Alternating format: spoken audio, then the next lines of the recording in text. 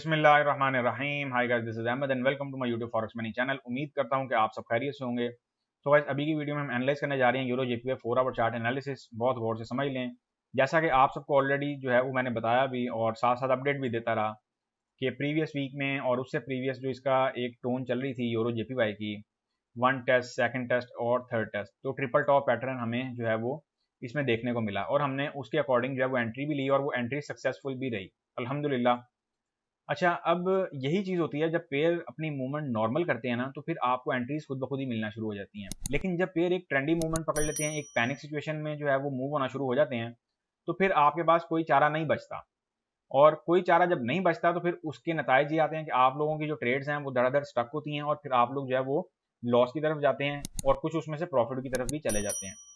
क्योंकि forex market का जो पैटर्न है वो कुछ बनाया ही ऐसा गया है कि जब एक का लॉस हो रहा होता है तो दूसरे का प्रॉफिट हो रहा होता है। इस चीज़ को कभी मत भूलें।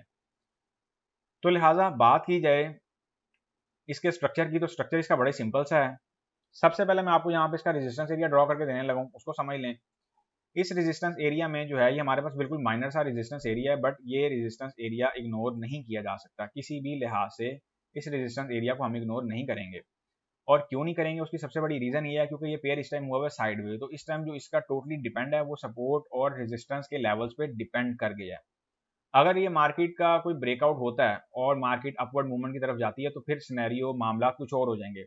अच्छा, ये हो गया हमारा जी रेजिस्टेंस एरिया। और रेजिस्टेंस एरिया के बाद अगर हम बात करते हैं इसके सपोर्ट एरिया की, तो सपोर्ट एरिया हमारे पास कौन सा है मैं आपको वो भी बता देता हूँ। जो हमारे पास इसका माइनर सा इस टाइम सपोर्ट एरिया की कुछ सूरत हाल बनी हुई है वो कुछ ये लेवल है। तो जो अपनी ट्रेडिंग एक्टिविटी है उसको इसके अकॉर्डिंग प्लान करें। विद मिनिमम एसएल के साथ जो है ना अपनी एक्टिविटी को प्लान करने की कोशिश करें। हाई एसएल के साथ आने की ज़रूरत नहीं है क्योंकि ये यन पेयर्स हैं। ये जब भी अपनी एक मूवमेंट देंगे बहुत स्ट्रॉन्ग मूवमेंट देंगे, तो लिहाजा उनके नतीजे भी फिर जो है वो खासे स्ट्रॉन्ग होंगे। अभी के हवाले से अगर मैं बात करूं तो कुछ एक ट्रेंड लाइन का हल्का सा जो है ना हमें सामना करना पड़ रहा है।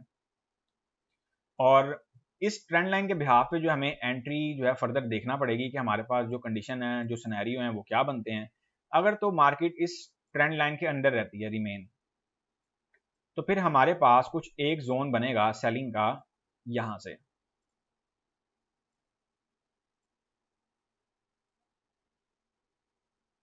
अच्छा, इसमें एंट्री आपने जितनी भी लेनी है ना, कोशिश करना है कि लो से लो आपका एसएल हो।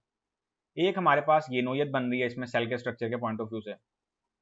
और ऑफ कोर्स अगर ट्रेंड लाइन का ब्रेकआउट हो जाता है, इस वाली ट्रेंड लाइन का मार्केट यहाँ पे आगे कुछ ब्रेकआउट कर देती है और कोई रीटेस्ट कर देती है, तो फिर हमारे पास जो डायरेक्ट मूवमेंट है वो कुछ यहाँ तक की बन सकती है, अपवर्ड मूवमेंट। इसको भी आप लोगों ने जहन में रखना है। अभी मैं इसकी सेलिंग की फेवर में इस वजह से हूँ क्योंकि इस ट्रेंड लाइन का मे भी हो सकता है कि पॉसिबिलिटी ऐसी है कि मार्केट जो है वो कुछ यहाँ पे हल्का सा टच करके जो है वो वापस एक इस सपोर्ट एरिया को टेस्ट देने आए। तो लिहाजा ये पैटर्न ड्रॉ करने का पर्पज सिर्फ इतना है कि आप लोगों के नज़र में हर पैटर्न होना चाहिए। कहीं भी विदाउट एसएल ट्रेड ना करिएगा, अगरचे पेयर रेंज में है फिर भी, क्योंकि उसके नतीजे फिर ये होंगे कि विदाउट एसएल अगर पोजीशन यहाँ से स्टक हुई तो बहुत देर पास स्टक होगी। और अगर मार्केट यहाँ से इन केस यहाँ से आपको एक ट्रेड देने में कामयाब हो जाती है और उसके बाद मार्केट जो है वो कुछ इस तरीके की नोयती आ जाती है सपोर्ट एरिया पे, तो उसके बाद आपने जो हिकमत अमली पकड़नी है वो ये पकड़नी है कि आप लोग यहाँ से एक बाय का स्ट्रक्चर भी जो है वो ड्रॉ कर सकते हैं। और इस स्ट्रक्चर को आप भरपूर तरीके से फॉलो भी कर सकते हैं।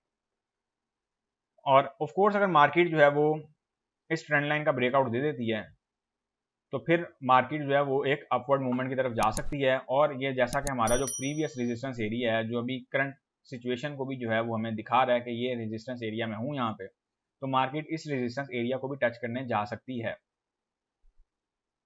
बाकी सेल के पॉइंट ऑफ व्यू से मैं यहाँ पे कुछ जो है वो स्ट्रक्चर की डिटेल एंटर कर रहा हूँ। जो सेल वाला स्ट्रक्चर है सिर्फ उसकी मैं डिटेल एंटर कर रहा हूँ, उसको आप फॉलो कर लें अपने हिसाब से। सेल हम करेंगे यूरो जेपीवाई को 141.65275 के लेवल से। TP1 हम इसका रखेंगे 141.20 का लेवल। TP2 की अगर हम बात करते हैं तो वो हम रखेंगे 140.80 का लेवल। और जो TP3 हम इसमें रखेंगे वो हम रखेंगे 140.40 का लेवल। और इसी तरह अगर हम TP4 की बात करते हैं तो TP4 चूंकि इसके TP जो है मैंने खुद ही लिमिटेड से रखवाए हैं कि आपके ये है कि TP भी जल्दी हिट होते जाएंगे और आपका कुछ प्रॉफिट जो है वो भी टाइम पे बुक होता जाएगा। TP4 इसका आएगा 140.00 का लेवल। SL की अगर हम बात करते हैं तो SL इसका आएगा 142.15 का लेवल। ये मैंने इसके सेल के स्ट्रक्चर की जो डिटेल्स हैं वो मेंशन कर दी हैं, इनको आप अपने हिसाब से नोट कर लें और अपने हिसाब से जो ट्रेडिंग एक्टिविटी है वो प्लान कर लें। कहीं पे भी जो है विदाउट एसएल आने की ज़रूरत नहीं है, मैं बार बार कह रहा हूँ। अगर विदाउट एसएल आना है और एडवांस लेवल जानने हैं आपको यूरो जेपीवाई के लिए, तो उसके लिए आपको प्रीमियम चैनल में ज्वाइन होना पड़ेगा। इसके भी कुछ एडवांस लेवल हैं और कुछ बहुत ही मज़ेदार लेवल बने हुए हैं। सो गाइज ये थी हमारी euro JPY H4 chart analysis. उम्मीद करता हूँ कि आपको बहुत बेहतर तरीके से समझा पाया हूँ। मिलेंगे अब हम नेक्स्ट वीडियो में, तब तक के लिए अपना ख्याल रखें, दुआओं में याद रखें। मुझे दें इजाज़त। अल्लाह हाफिज़।